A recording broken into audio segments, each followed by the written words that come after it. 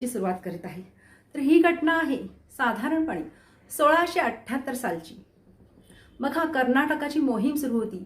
महाराज आणि त्यांची सेना कर्नाटकात दक्षिणेकडे दिग्विजय करण्यासाठी निघाली होती।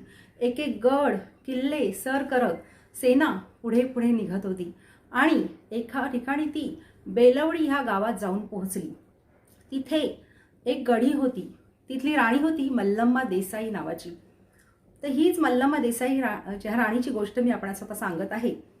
तर त्या गढीवर मराठ्यांच्या सेनेनी हल्ला चढवला आणि ती गढी ताब्यात घेण्याचं युद्ध सुरू झालं आणि ह्या मोहिमेचं नेतृत्व करत होते सरदार सखोजीराव गायकवाड।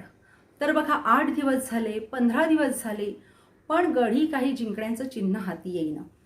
मल्लम्मा राणीचे अर्ध्याहून अधिक सैन्य मारले गेले, पण तरीही ती अगदी निकराने झुंज देत होती आणि सगळे चिंताक्रांत झाले। ही वार्ता